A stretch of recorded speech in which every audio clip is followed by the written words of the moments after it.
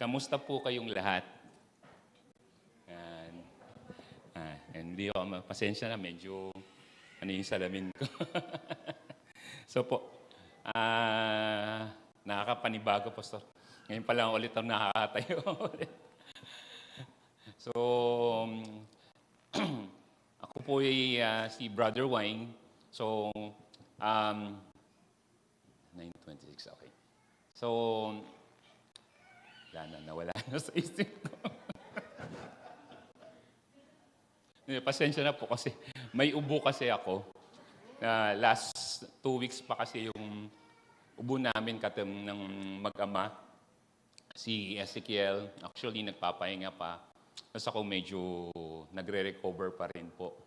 So kaya hindi ako makapagsalita ng maayos. At sabi nga po ng ating Panginoon, if you want to serve, serve with all your heart. Diba? Kailangan nating mag-serve. Yeah, meron tayong nararamdaman. Pero God is willing to help us kung paano tayo tutulungan. You just need a willing heart. Tama po? Willing heart to serve the Lord. Amen? Amen. So, sa umaga pong ito, naatasan ako na yung ating pong pastor na mag-share sa inyo ng ating pong message today. And umpisahan ko sa isang kwento. Yan. So, merong mag-ama. Hindi kami dalawa ni Ezekiel. May mag-ama. Sabi nung anak, Tay, Papa. Ayan, mas maganda, Papa. Sabi niya, may sasalihan akong contest. Mananalo tayo ng marami. Milyon. Actually, bilyon nga daw, bilyon. International challenge. Sabi nung tatay, sabi niya, anong gagawin mo? Basta sumama ka lang sa akin. Basta sumama ka lang. Mananalo tayo. Sabi ng tatay, sige, naniniwala ako sa iyo. Sasama ako sa iyo. Okay lang. Thank you. Thank you po. So, sasama ako sa iyo. Kahit saan tayo pumunta, sasama ako sa iyo dahil alam ko, mananalo ka. So, sumama na yung tatay.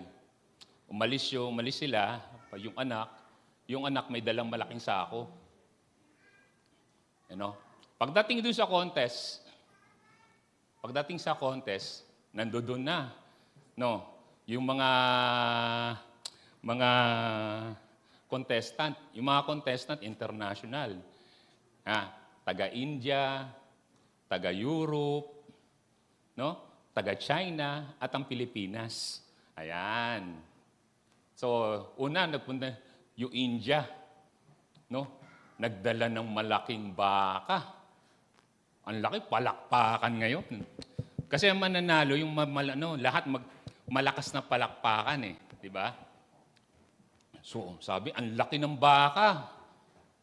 So, sabi ng India, panalo na ako. Dumating yung taga-Europe. May dalang yung tawag na, Siberian tiger naman. Yung merong ngipin na ganyan. So, ang laki, ang bangis. Sabi, palakpakan, mas malakas. Kasi ang ganda. Ang lalaki daw ang laki nung alaga. Dumating si China. Ano alaga ni China? Ninalabas niya yung sasako niya yung dragon.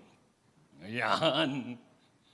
So, ang laki. Hindi palakpakan sila lahat. Laki. Panalo na yan. China eh. Tapos, eto na. Yung anak ni tatay. Dala-dala yung sako.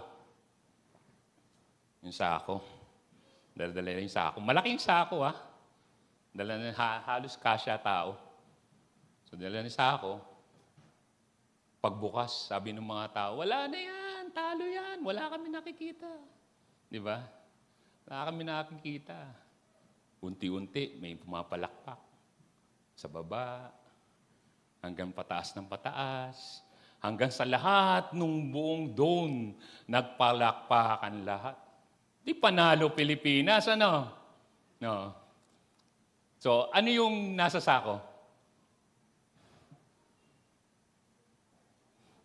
Ha? Yung tatay?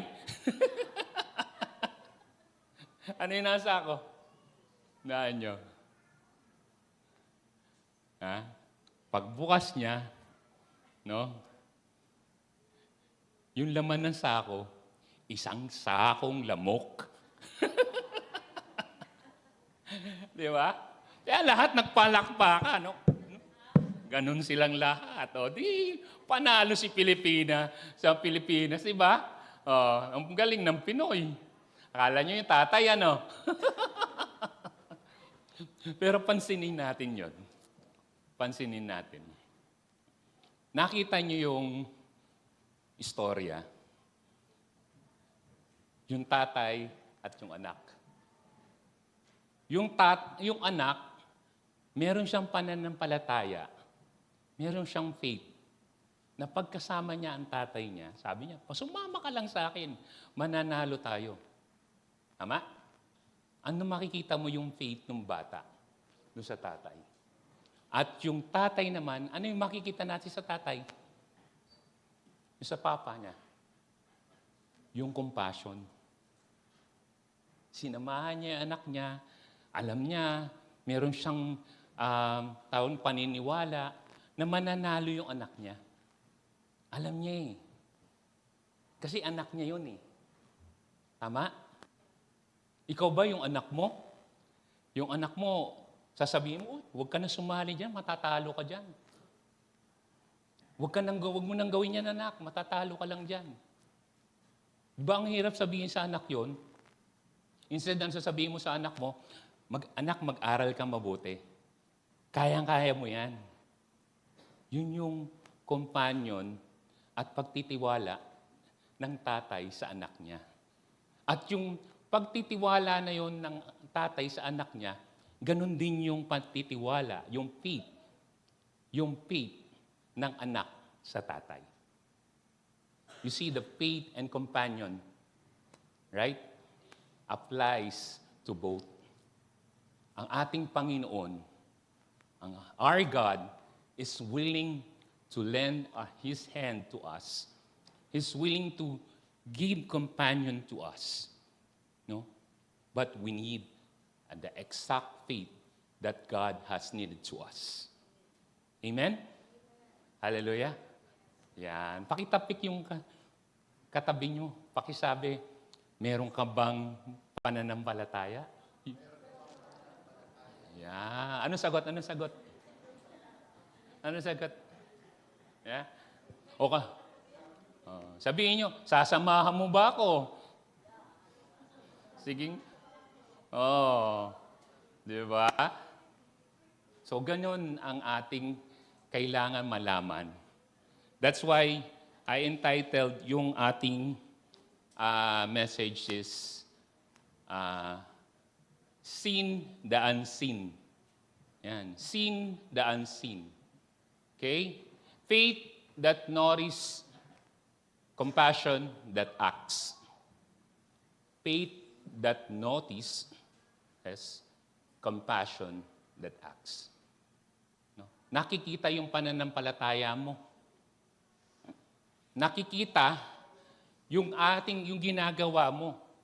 Kasi kung hindi nakikita yung pananampalataya mo, baka ibang pananampalataya yan. Di ba? At yung compassion, mayroong galaw. Ika nga, may move. Di ba? Kasi pag walang move, ano ibig sabihin? Patay ang pananampalataya. Sabi sa Biblia, faith without works is, ano? Dead. Faith without works is dead. Yeah. Many people go through life unseen. Okay? Ignored, unheard, and unnoticed. But God's word calls us to a higher way in the kingdom. Okay? Faith opens our eyes. Compassion moves our hands. So marami sa mga tao hindi nakikita, unheard, tahimik, o kaya minsan nagkukubli lang. Minsan ayaw magsalita. Minsan ayaw talagang kumilos. Bakit kaya ayaw minsan ng tao po? Ayaw kumilos. Nakalikas kaya ang tamad ang tao? O yung parang si Juan tamad, naghihintay lang bumagsak yung bunga. Bayabas ba yun? Diba? Nakangalang. Ngalang siya. Minsan ganoon ng tao. Naghihintay ng biyaya, pero hindi gumagalaw. Kaya ano nangyayari sa kanya? Nai-ignored. Sa trabaho ba? Eto, sino po mga nagtatrabaho? Sino po may work? Ayan. Lahat may work. Ako lang ata walang trabaho. Nag-work din. Nag-work din po ako. No? Sa trabaho ba, tahimik ka lang ba? Ha? Gusto mo yung parang ang nerd? Tanawin ka ng kasama mo, kamusta ka dyan? Yan. Pumunta niya yung manager mo, tapos mo na yung gawa mo. Ganun lang. Tama? Parang ang hirap naman sa pagiging empleyado. Ganun din yung ating pananampalataya. Yung tao, kung hindi ka kikilos, hindi ka gagalaw, kung hindi mo aayusin yung sarili mo, pwede kang ma-ignored. Pwede kang ma-unheard. Pwede kang hindi pakinggan, tapos magre-reklamo ko, bakit hindi ako tinaasan? Asan na yung yung increase ko? Wala ko increase. Diba? Yung sweldo ko, bakit wala ko yung sweldo? Bakit sila may bonus, ako walang bonus? Tanongin, nag-perform ka ba? Do you perform? Diba? Okay. Sabi pa doon, faith open our eyes and compassion moves our hands. To see the unseen is not just awareness. It is a response rooted in faith when we truly walk with God. To notice we begin to notice what He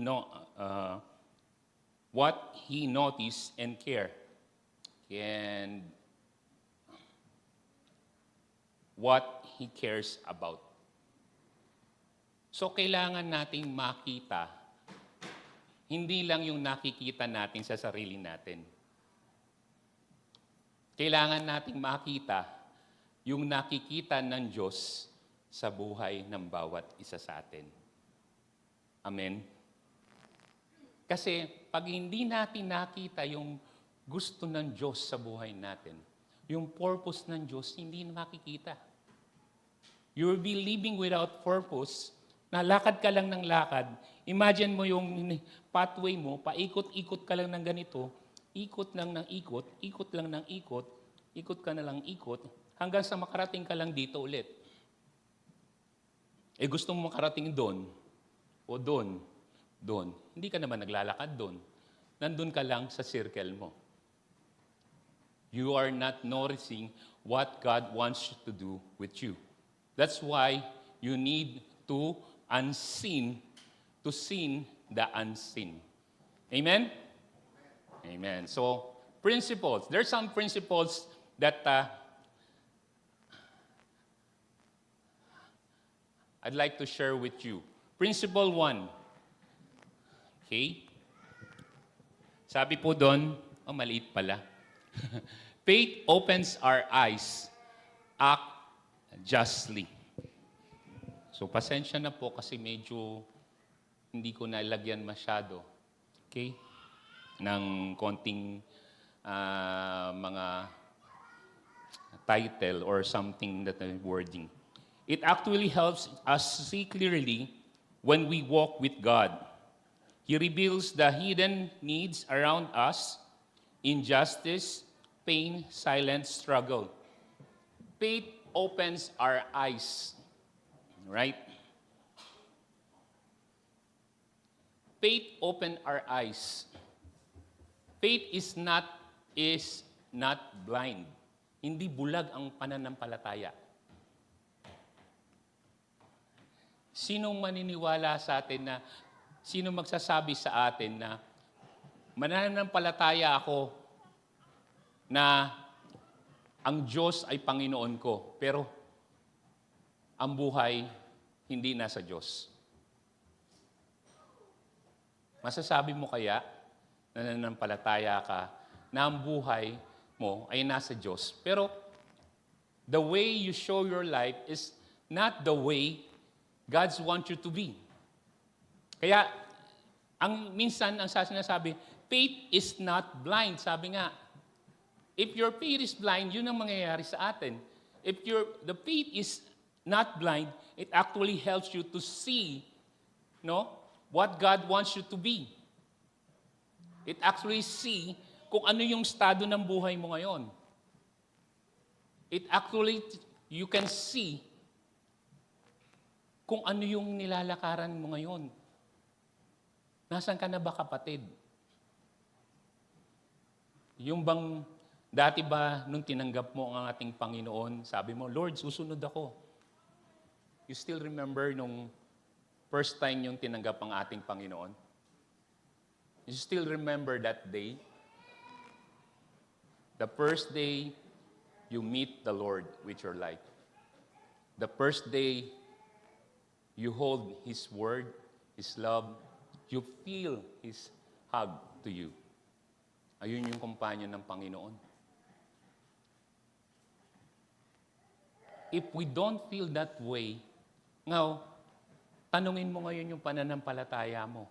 From that day up to now, nasan na kaya ako?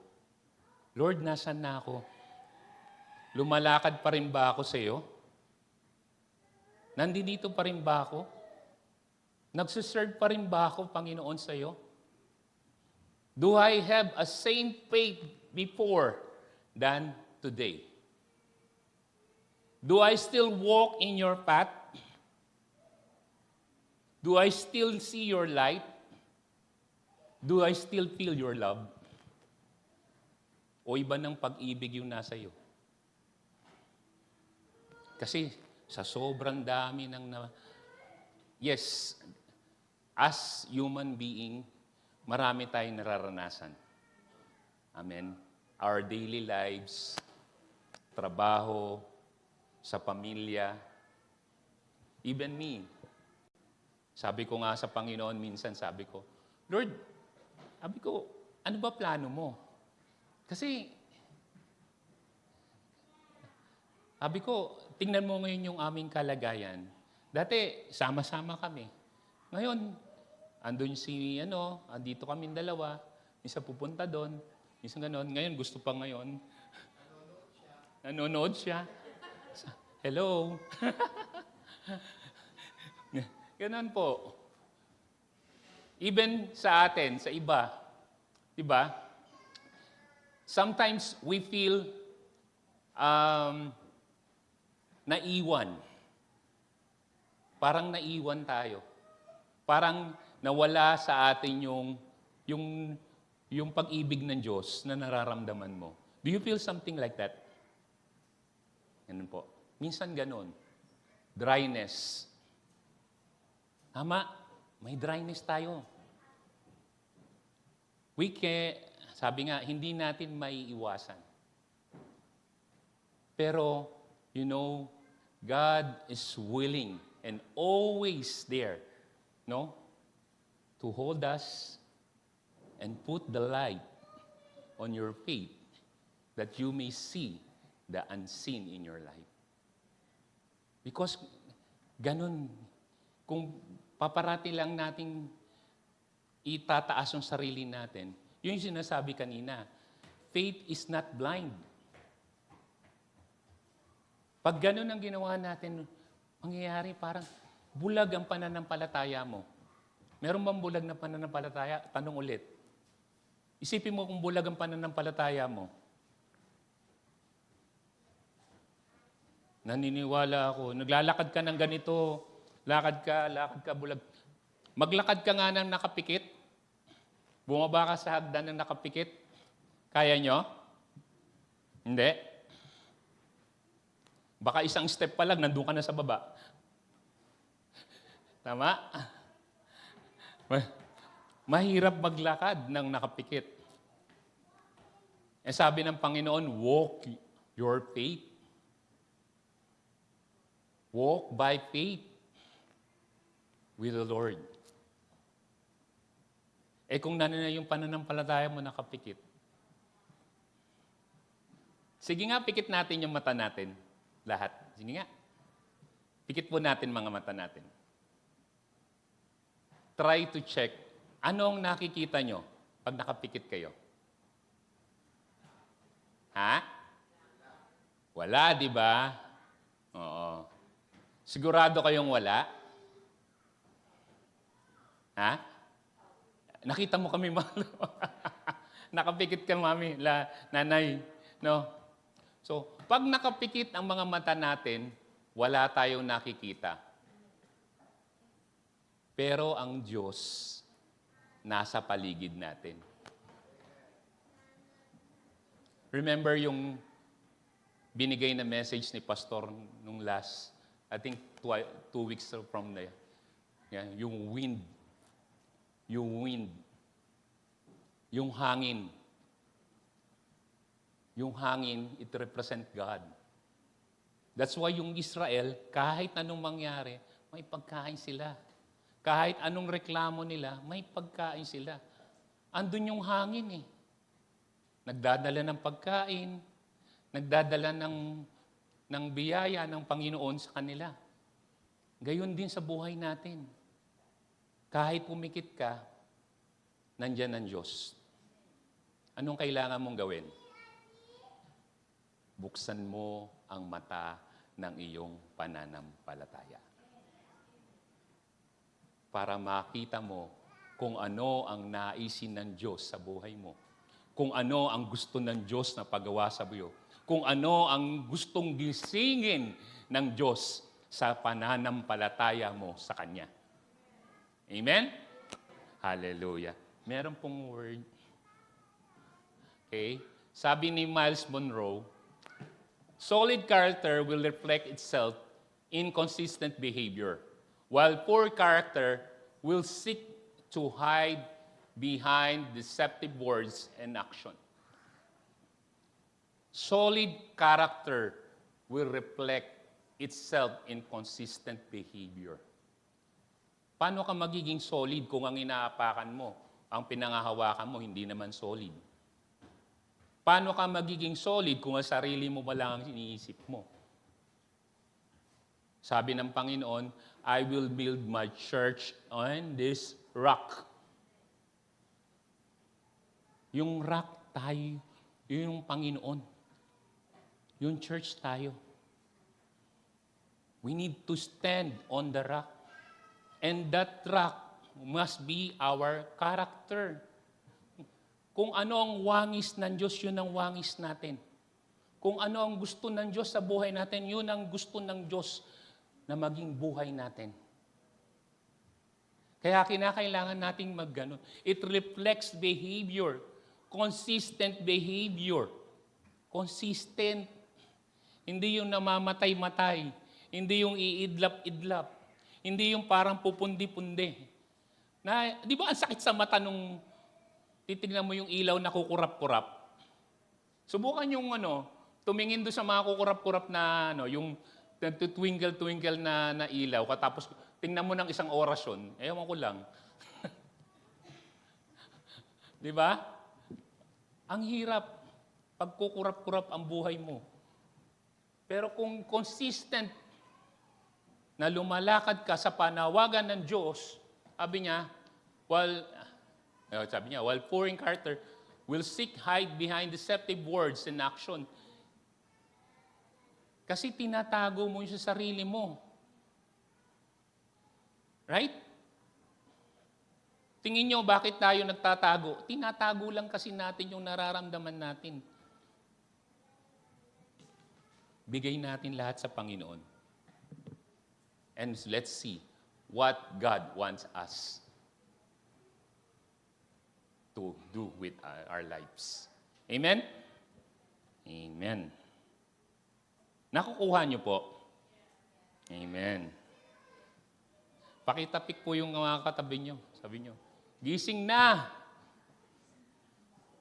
Baka tulog pa kayo.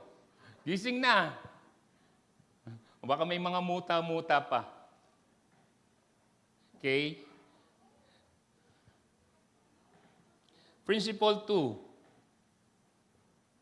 Okay? Compassion flows from faith, love, and mercy. Okay? True faith produces compassion.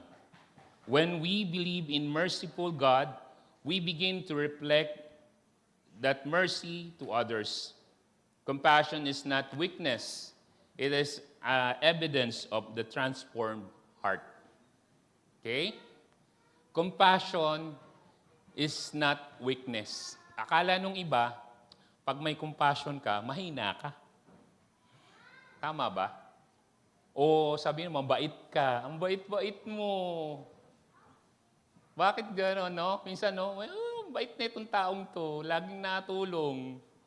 Pero hindi nila nakikita ano yung kalooban ng tao. Di ba? Minsan kasi, meron kasing dalawang drive ang compassion. Anong dalawang drive? Napilitan ka lang o talagang gusto mong. Okay? Napilitan ka lang eh. Sinabi kasi ng pastor eh. Sinabi kasi. O yeah, sinabi lang ng boss ko eh. Gawin ko to eh. Pero napilitan ka lang. Pero sabi nga po doon, sabi niya, compassion needs to love, mercy. Pag-ibig. Kailangan may pag-ibig yung compassion. Kasi pag walang pag-ibig ang compassion, wala tayong magagawang maayos. At hindi mo masusustain yung compassion. Imagine, gusto mong tumulong, tulong ka ng tulong, until, minsan magpo-question ka na, hanggang saan ako tutulong? O kaya, meron kang kapatid, o ito na lang, sa one-to-one. Di ba? Ito, sino nag-one-to-one dito? Yung po nag-one-to-one? Wala nag-one-to-one na. Ayun, mga nag-one-to-one. O, ayan, mga nag-one-to-one, ha? O, yung si mentor, sasabihin ni, ito, sa schedule natin ngayon, ha? Ay, ito next week, ha? Gagawin natin. O, tatawag ngayon to si disciple. Ay, sis, bro, sensya na, ha? Next week na lang. Oh, walang timing. Diba? Pasensya na, next week. Hanggang sa, yung naging day 1 pa rin, day 1 pa rin, day 1 pa rin, day 1 pa rin. Hintay ka nang hintay sa kanya. Hintay ka nang hintay. Hintay ka nang hintay. No? Bakit kaya ganun? Pero yung tawag nito, yung leader mo, follow up sa'yo. Di ba? Meron ba mga leader na nagpa-follow up? Pakitaas nga yung kamay, mga leader. Nagpa-follow up? Yung nagpa-follow up? Meron ba? Ayaw magtaas. Ayaw magtaas. No? Bakit kaya? Tanungin nyo kaya yung mga leader nyo, bakit kaya nagpa-follow up? Baka inutusan lang yan ni pastor. Baka pinapollow up lang yan ng Brother Wine, diyan ka ng mga Baka sila, follow nyo to, ganon. Hindi. One of the sign of being compassionate, to share the Word of God, to share the love of God to others, is you have the love of God first in your heart. Kasi mahal mo ang Diyos eh. Ano sabi ka natin kanina? Yung sa faith, open your eyes. Pag nakita mo kasi yung gusto ng Diyos sa buhay mo, yun yung magiging nasa puso mo. Yun yung gusto mo nang gawin. Imagine mo na lang sa work, yung fanatic sa trabaho. Gusto mo yung trabaho ka ng trabaho. Gusto mo yung trabaho mo eh. Ako dati ganun ako, magtrabaho noon. Pag sinabing trabaho, tatapusin ko yan. Kasi gusto ko yung trabaho ko. How about yung pagbibigay ng pag-ibig ng Diyos sa iba? Pag-share ng word ng Panginoon sa iba. Masarap maging appetite. masarap maging hobby. Hobby kasi yun ang gusto ng Diyos sa buhay natin. Amen po? Amen. Faith connects us to God's love. Compassion expresses the love to the people. Okay? Faith connects us to God's love. Kasi pag-ibig ng Diyos yan eh. Kailangan natin ng pag-ibig ng Diyos. Kung ayaw mo na ng pag-ibig ng Diyos, naku, yun, mahirap yun. Baka hindi na tayo humihinga. Baka sabihin mo, pinagtakluban na, sabi? Tinakluban na ako ng, sinasabi ng matatanda? Matatanda yun, ha? Hindi ako yun. so yun, no? Kailangan nating makita yung pananampalataya natin. Next, principle number 3. Nakukuha niyo po, faith and compassion. Next, faith responds with action. Act justly and love mercy together. Okay? Faith responds with action. Kailangan may action. Kasabi ko nga kanina, kung ang action mo, once in the blue moon, hindi action yun. Di ba? Sabi doon, seeing and feeling not enough. Seeing and feeling is not enough. Na-feel ko lang eh. Kaya mayroon akong compassion ngayon. Na-feel ko lang, kaya may pananampalataya ako. Nakita ko si ganito, gagayahin ko. Naka-attend ako ng seminar na ganito, kaya ganito ako ngayon. Feel ko ang Panginoon sa buhay ko. It's not enough. Right? Sabi doon, faith must act. Yung pananampalataya. The call, sabi dito, this means stepping and helping, no? And acting in the Word of God. Kailangan may aksyon. Kailangan nating gawin ng paraan at gumalaw.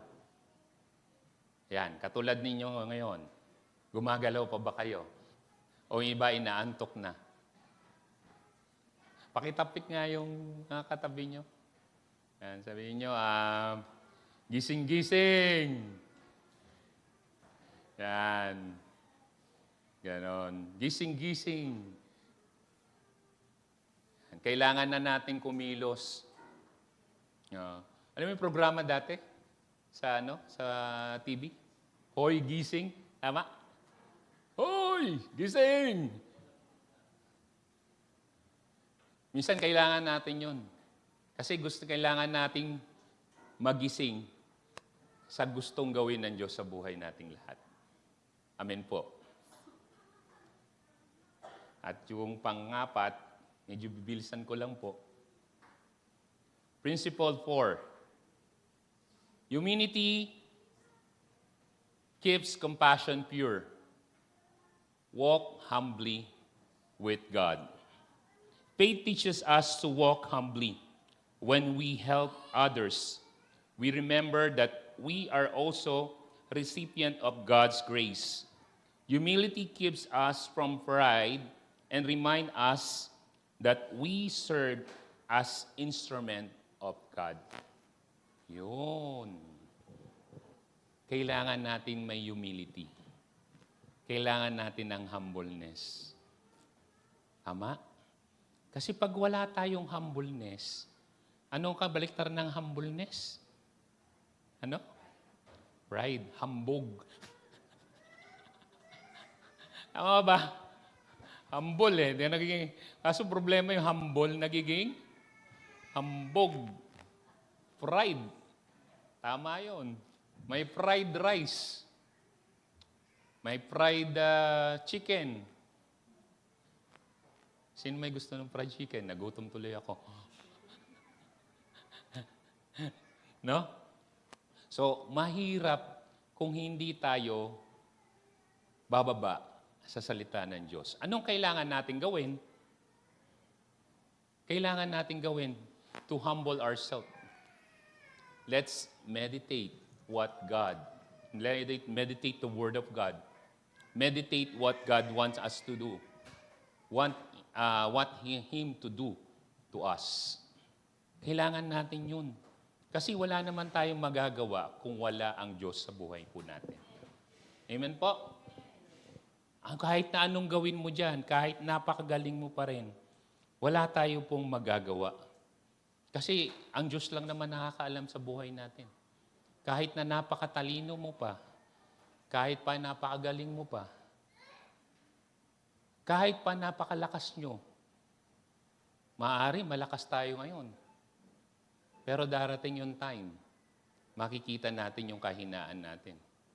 Isa lang mananatili, yung kalakasan ng Diyos sa buhay natin. Amen? Alam nyo,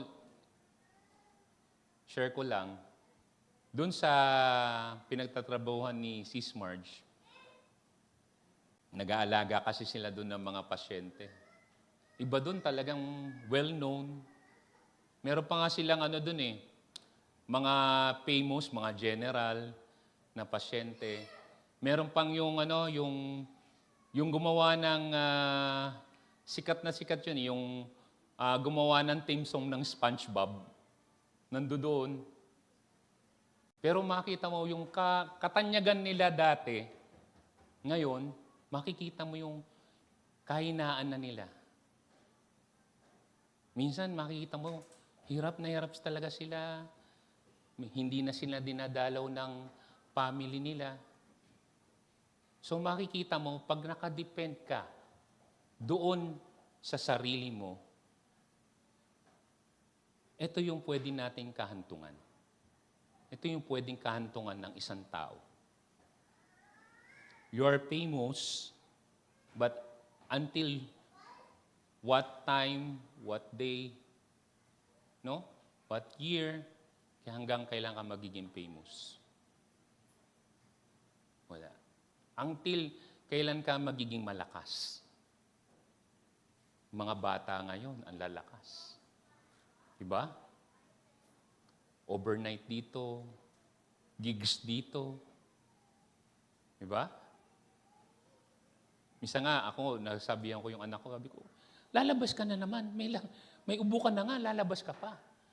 Ang lakas-lakas nila. May ayaw pa pasaway.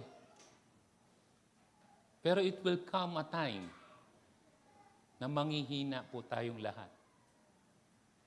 We will feel something na yung dating akala mo, kaya mo pa, pero hindi mo na kayang gawin. Ganun po. And you will feel also, if you are in the love of God, you will feel also kung paano ka inaayos ng Diyos sa buhay mo.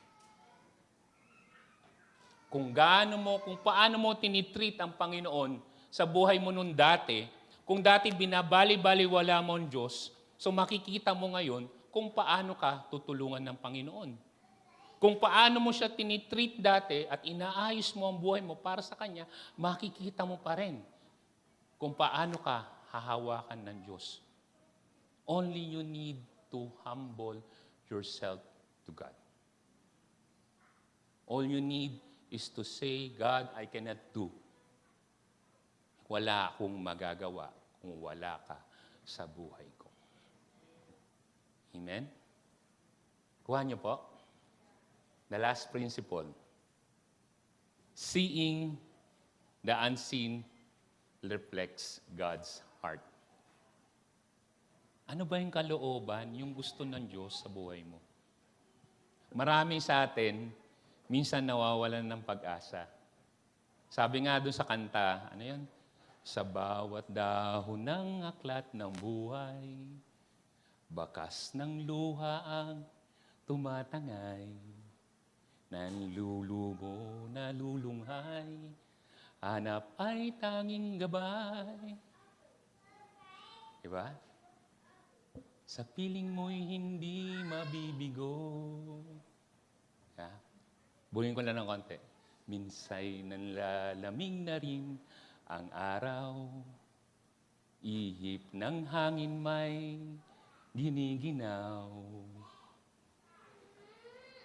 Hanap ay tanging gabay. Pag-ibig mo'y aking taglay. Sa'yo, Diyos lamang ang buhay ko. Alam niyo yung chorus nun?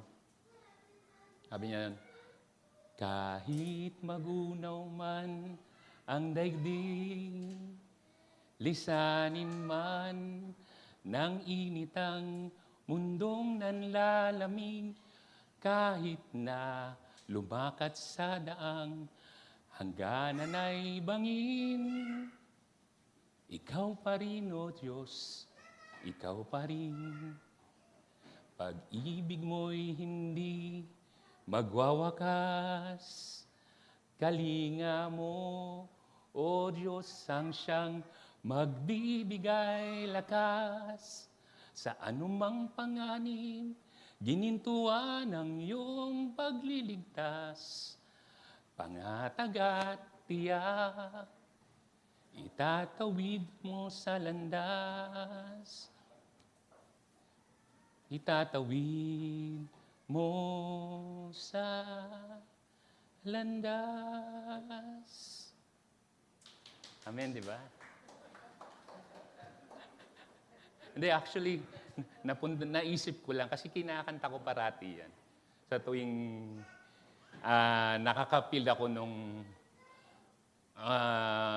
para bang natutuyuan ka. Pagiging Kristiyano, paglalakad sa ating Panginoon. Sabi nga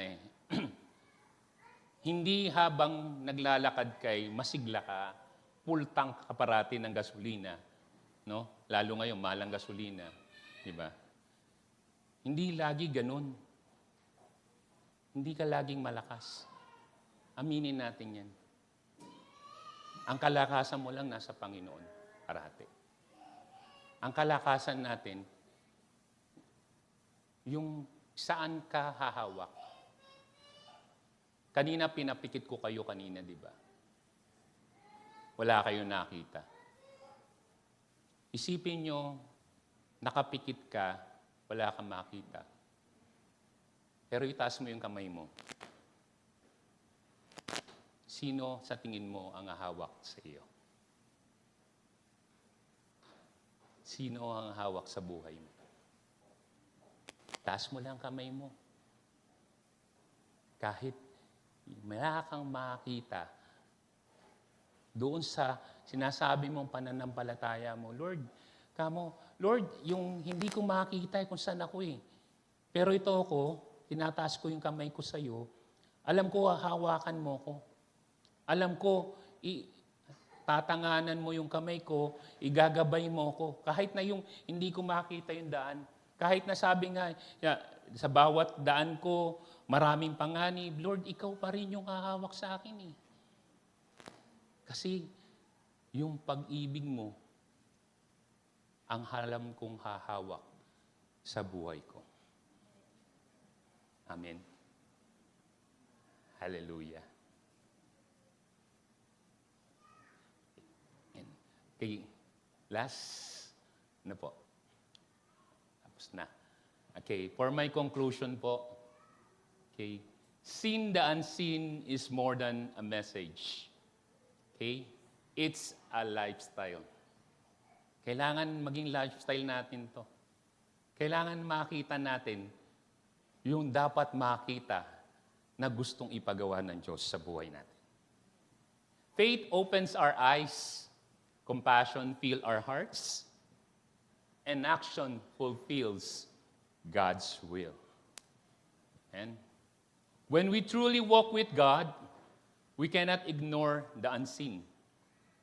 Okay? We are moved to love, to act, to serve. Kailangan natin kumilos sa ating Panginoon. Amen? Then we feel the love of God. Then we feel the guidance of God. Di ba? At yung pananampalataya natin, yung kaligtasan natin, makikita natin, pangakuwakan natin, despite of everything that surround us, despite na nangyayari sa buhay natin, sino man, ano man mangyari, God is still on control. Amen? Palakpakan po natin ang ating Panginoon. Salamat po. God bless. Hinihintay ko yung conclusion eh. Well, habang nakikinig ako kay Brother Wayne about the things that are unseen, hello, there's one thing that I am reminded of. Yung isang quote na ang sabi doon, your life are directed by the things na nakikita mo lang. Okay? Your life are directed by the things you see. Hindi ka pupunta sa mga bagay na hindi mo nakikita. At tulad ng ating narinig or message ngayon, how can I see what God is doing? Ang sabi po dyan, faith is the things that will open your eyes para makita kung ano ang nakikita ng Diyos. Amen? Now, there's one story in the Bible and I close it here. There's one story in the Bible and this story is in 1 Kings 17. Every time na ako ay nakakarinig ng mensahe pertaining to seeing things that are unseen or pertaining to spiritual dimensions, I always think of this story with regards to the widow in Sidon. Sino po may alam ng story about the widow in Sidon? Sino nakarinig na ng story niyan? Can you raise your hands? Alright. Now, ito po yung storya na to. Ito yung panahon na si Elijah ay inutusan ng Panginoong Diyos at sinabi niya, prophesy to Israel that there will be a drought. Magkakaroon ng tagtuyo, magkakaroon ng matinding tagutom. So sabi ng Panginoong Diyos, Elijah, pumunta ka muna sa brook. Si Elijah is a servant of God. Siya ay lingkod ng Diyos, nakakarinig sa Panginoon. Alam niya kung ano ang season ng Panginoong Diyos. At sabi ng Diyos sa kanya, dahil magkakaroon ng tagtuyo, punta ka doon sa Brook of Cherith, papakainin kita sa pamamagitan ng uwak. Imaginin mo, ang uwak ang siyang pinakamadamot na ibon. Pero the moment that you are hearing from God, the moment that you are seeing what God is doing, it protects us from the time of calamity. It protects you from the time of trials. Okay? So si Elijah, sabi ng Diyos sa kanya, pumunta ka doon sa Brook of Cherith, doon ka iinom, doon ka papakainin ng raven or ng uwak. Siguro nung panahon na yun, kung may mga Jollibee, McDonald's, baka umorder pa ang Diyos sa Jollibee. True or not? No, alam nyo ba ang China ngayon, ang delivery, hindi na po yan Lala Move, hindi na po Move It. Alam nyo ba sa China ngayon, ang delivery pag nag-order ka ng mga Grab, ano na, yung drone. Drone na. So kung may drone, yung drone, simula po yan sa panahon ng Bible, sa 1 Kings 17. Imagine niyo ang drone ngayon palang lumilipad kay Elijah, lumilipad na yung delivery niya. Hindi po Lala Move, hindi Move It. Sorry, pero that's the truth dahil ang ibon ang nagdi-deliver kay Elijah. Amen. Now, of course, dahil may tagtuyo, alam ng Diyos, God will not violate nature or the law. He will not violate it. At dahil may tagtuyo during that time, yung ilog matutuyo na. Now listen. Sabi ng Panginoon, I have commanded a widow in Sidon to feed for you. Elijah, umalis ka na sa lugar na yan, matutuyo na yung ilog, wala na yung supply ng pagkain mo, pero huwag kang mag-alala, mayroon akong inutusan na widow from Sidon na siyang magpapakain sa'yo. Ang tanong ko po dyan, pag sinabi ng Diyos, may inutusan ako, ibig sabihin ba, kinausap ng Diyos yung tao na yon o hindi? Pag sinabi ng Panginoon, Brother Wayne, umalis ka na dyan, kasi mayroon na akong kinausap na tao para pakainin ka. May inutusan na ako. So my question is, nung inutusan ng Diyos yung widow sa Sidon, kinausap niya o hindi? Ha? Yes or no? kinausap ng Diyos. True or not? Sapagkat imposible na hindi kinausap ng Panginoon kung inutusan niya. Amen? The problem is this, the widow in Sidon, ang king nila in that place is the king na ang tatay po ni Jezebel. Sino po si Jezebel? Jezebel is the wife of King Ahab na ang sinasamba hindi ang Diyos ng Israel. So King Ahab, the king of Israel, the king of Sidon, is serving a pagan god. He is not serving the God of Israel. So yung Sidon, hindi sanay sa boses ng Diyos. True or not? Yung widow sa Sidon, hindi siya familiar sa move of God. So even though kinausap siya ng Diyos, marahil yung widow na mamangha, sino ba yung parang naririnig ko na nangungusap sa akin? Minsan po ang pananampalataya, nangungusap na ang Diyos, hindi pa natin naririnig. Kumikilos na ang Diyos, hindi pa rin natin nakikita. Why? Because our spirit are not trained to hear from God. It is not yet trained to hear from the Lord. So, ito po yung storya, pagdating ni Elijah, nung ang widow po ay kanyang kinausap, ang sabi niya, mayroon ka bang tinapay dyan? Mayroon ka bang pagkain dyan? And because the widow, although kinausap ng Panginoon, hindi niya naintindihan yung utos ng Panginoong Diyos, anong sabi ng widow? Teka lang. Alam mo ba na kokonti na lang yung aming flour? Kokonti na lang yung aming oil? Ito nga ako, dahil wala na akong asawa, nangunguha na lang ako ng mga ano yung kahoy? Panggatong. Nangunguha na lang ako. Para ano? Para ako, ang anak ko ay makakain at kami ay mamamatay. Look at this. May mga tao nagtatrabaho, may mga tao may ginagawa sa buhay, pero wala nang purpose. They do things, pero ang tingin nila, ang buhay nila, hanggang dun na lang. Ang isang tao na nag-iisip na siya'y mamamatay, wala nang silbi ang kanyang buhay. Wala na siyang nakikita sa kanyang future. It's the same thing with the widow. Siya po ay nagtatrabaho, siya ay kumakain, para at the end of the day, anong mangyayari? Siya at ang anak niya ay mamamatay. My question is this, what is your purpose in life? Why do you work? Why are you here? Why do you come in the church? This is seeing the unseen. Dumating si Elijah, sabi niya, pakainin mo ko, pero ang tingin ng widow, wala akong pagkain. Imagine niyo ang widow, sabihin na natin ang widow is parang si Nanay Kuning na lang ang itsura. Sabi niya kay Kuya Intoy, Nay, excuse me let me end it from here. Pwede po kayong ma-invite sa harap para naman makita kayo sa live stream yung ating mga 95 years old. Yan, pakialala yan. Ayan. Malakas yan. Hallelujah. Palakpakan natin ang Diyos sa buhay ni Nanay. Yan. Tapos, Kuya Intoy, halika dito. Para makita rin nila na may MVP tayo sa church. Halika, Kuya Intoy. Tara, huwag ka maya. Halika dito. Ayan. Nay, dito po tayo sa gitna, ha? Dito po, dito. Yan. Yan. Pag nakikita ko si Nanay, talagang pinagpapala ako lagi. No? Malakas si Nanay. So, Kuya Intoy, inutusan ng Diyos si Nanay. Kunyari siya yung widow sa Sidon. Sabi ng Diyos sa kanya, Nay, lingkod ko to. Pakainin mo, ha?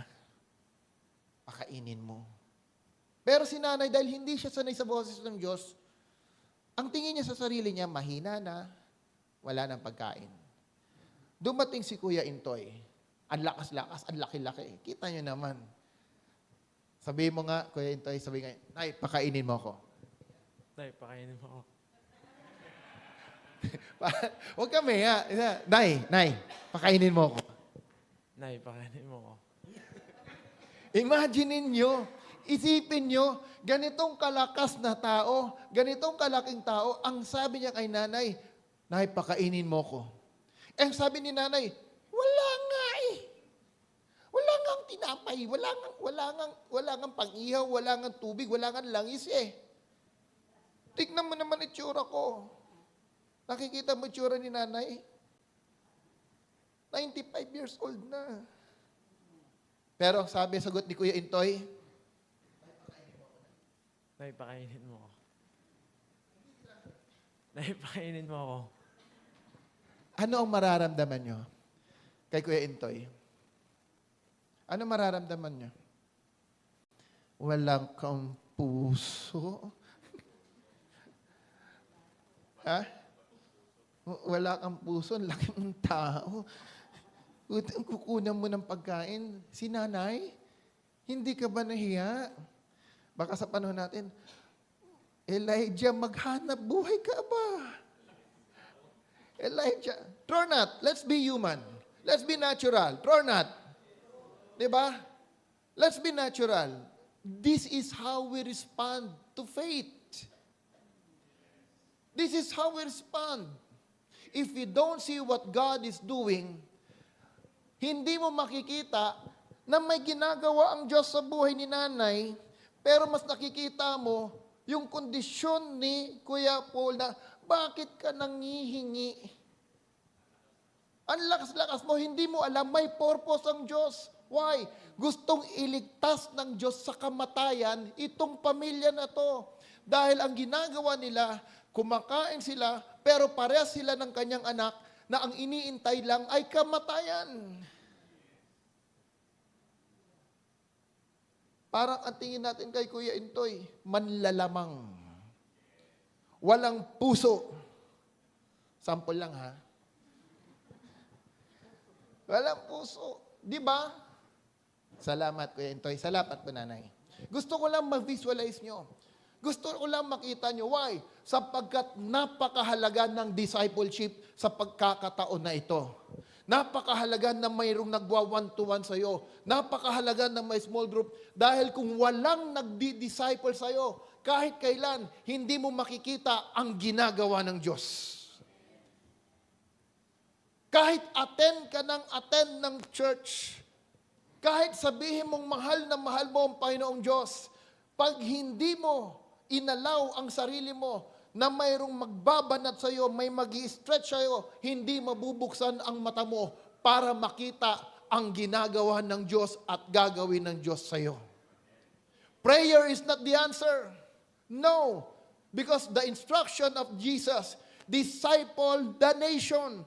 What disciple mean? Teach them everything I know. Teach them everything that I have taught you. Turuan mo sila lahat ng alam ko. Para sila man ay makakilos ayon sa kalooban ko. Maraming mananampalataya, hindi pa namamatay, pero wala ng buhay. Hindi pa namamatay, hindi na magamit ng Diyos. Bakit? Wala silang taong inaalaw para alisin sila sa lugar ng comfort zone. People of God, listen here. Elijah knows how to listen from God. Elijah knows how to hear from God. Nung sinabi niya sa widow, sige, gumawa ka ng pagkain. Ayusin mo ang sarili mo. Pero ang sabi ni Elijah, unahin mo ako. Unahin mo ako. Bakit? Alam ni Elijah kung ano ang utos ng Diyos.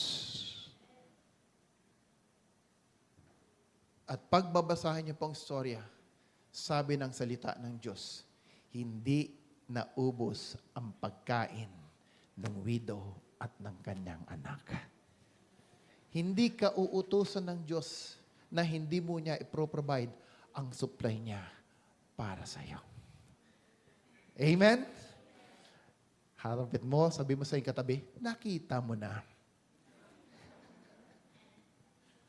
People of the Lord, allow someone to disciple you. Allow someone to stretch you. Allow someone to bring you out from your comfort zone. Because that's the only way that you will see and sin. That's the way that your faith will be increased. Amen?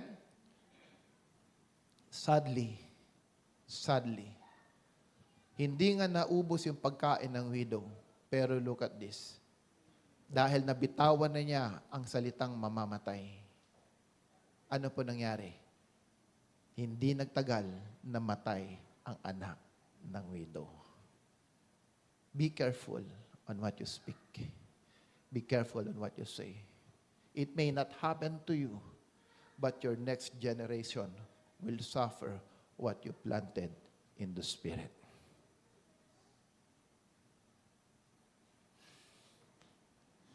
I like the message of Dr. Jonathan David pagdating dyan. Sabi niya, paano mabubuhay? Paano mabubuhay yung anak ko?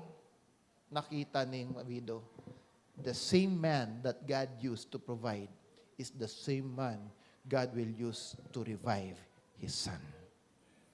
People of the Lord, what God is doing in the house, what God is doing in the church is not just a program. It is beyond what we can see in the natural eyes. There is something that God is doing in our midst. Diyos lang, ang Diyos ang nakakaalam paano tayo maglalakbay.